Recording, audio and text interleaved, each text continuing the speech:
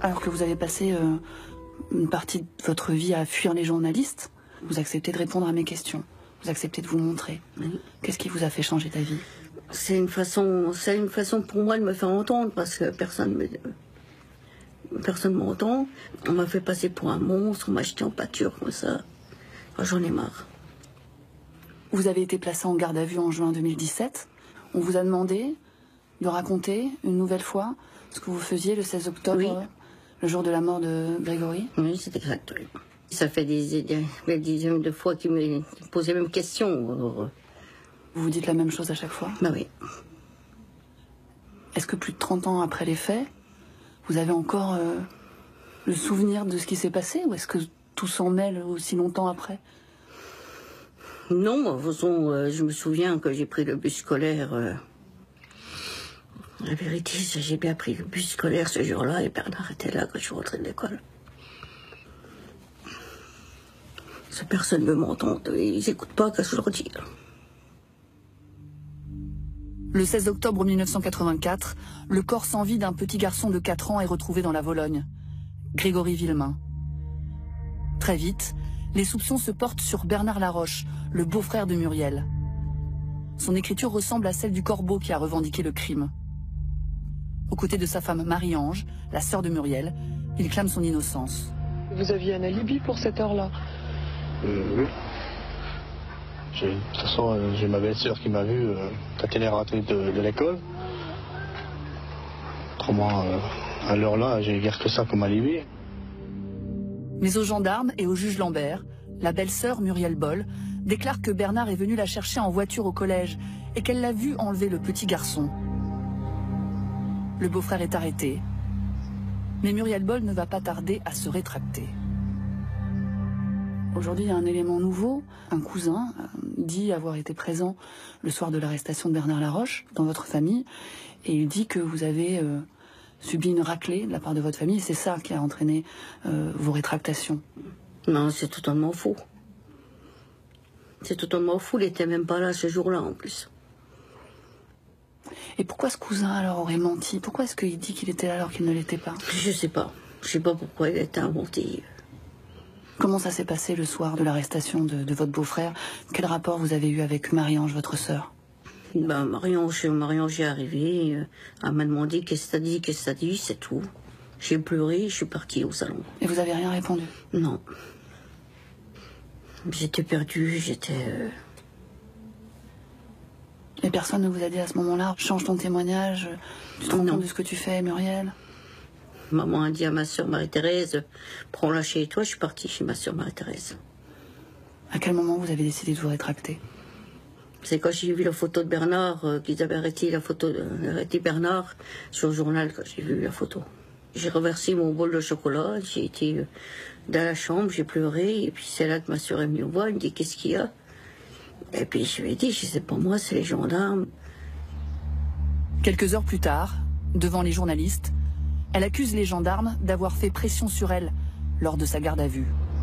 Ils ont dit qu'ils me placeraient dans une maison de correction. Que si je disais pas ça au juge, qu'ils me placeraient dans une maison de correction.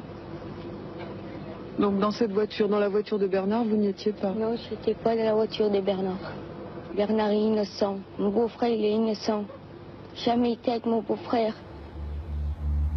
Mais ces rétractations ne convainquent pas Jean-Marie Villemain, le père de Grégory. Et si c'était pas Bernard Laroche? C'est lui. Il faut pas croire que ça restera là. Le 29 mars 1985, Jean-Marie Villemain tue Bernard Laroche d'une balle en pleine poitrine.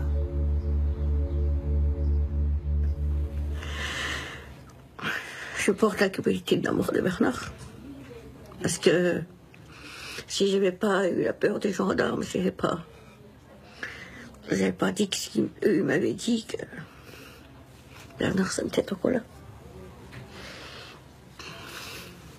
Je m'en voudrais toute ma vie, de toute façon. Tous les jours, je pense à lui. Vous vous rendez sur sa tombe? Oui, une fois par semaine. Je parle, je reste là, je pleure. Qu'est-ce que vous lui dites? Je lui demande pardon. Comment ça se passe avec votre sœur Marie-Ange, la veuve de Bernard? Vous arrivez à en parler ensemble aujourd'hui? On se parle pas, on dire aussi quand on se voit aussi bonjour, sans plus. Comment ça se passe les réunions de famille alors? Bon, des fois je suis invitée chez ma sœur, tout ça, moi, mes nièces et tout, mais Marie-Ange n'est pas là. Vos sœurs vous invitent l'une ou l'autre, mais jamais les deux en même temps? Ouais. Bon, je sais qu'elle m'en veut encore. Moi, elle m'en veut, mais... Vous pensez qu'elle peut pas vous pardonner? Peut-être pas de le temps, je sais pas. Quand l'affaire a éclaté, vous avez essayé de retourner dans votre collège? Oui, j'ai essayé de retourner, je crois. J'ai arrêté après d'aller à l'école. Parce que bon, les élèves, tout ça, ils disaient c'est Muriel, voilà, c'était des insultes aussi. Je voulais le faire au début, je voulais être pâtissière. Puis, voilà, ça s'est pas fait. Ben... Vous avez l'impression que ça a gâché votre vie? Oui, beaucoup. À cause de ça, j'ai pas pu, comment dire, avoir un travail. Pourquoi? Parce que j'allais dans les usines, je me donnais des CV, tout ça. Et puis ils disaient, bon, une Red Bull, à cause de l'affaire Grégory, il ne voulait pas être embêté, voilà, il ne veut pas. Est-ce qu'il y a un moment où vous avez été heureuse dans les années qui ont suivi le début de l'affaire? Bon, les moments, c'était que ben, j'étais fan de Johnny. Johnny a fait partie de ma vie, parce que quand ça n'allait pas, ben, j'écoutais ses chansons. J'allais dans ma chambre, puis je me mettais en tue-tête, j'écoutais ses chansons, et ça me faisait du bien. Il m'a permis de tenir aussi, oui. Vous avez pensé à mettre fin à vos jours? Oui, une fois. Quand Jean-Marie a assassiné Bernard, j'ai voulu me foutre en dessous d'un train. Vous aviez 15 ans au moment des faits, vous en avez 49 aujourd'hui. Qu'est-ce que vous avez fait toutes ces années? Toutes ces années, j'ai eu des enfants. J'ai été maman. J'ai 3 fils, une petite fille. J'étais heureuse, j'étais occupée des enfants, tout ça, j'aime bien. Est-ce que vous diriez qu'à ce moment-là, vous arriviez un peu à oublier l'affaire? Oui. Ça s'est comment un peu éloigné, parce que voilà, j'avais les enfants à m'occuper, j'avais d'autres occupations. Vous avez vécu caché? Vous essayiez d'être un petit peu à l'écart? Non, bon, pas caché, non, parce que de toute façon, je sortais quand même. Hein, j'emmenais les enfants à l'école, j'allais faire les courses.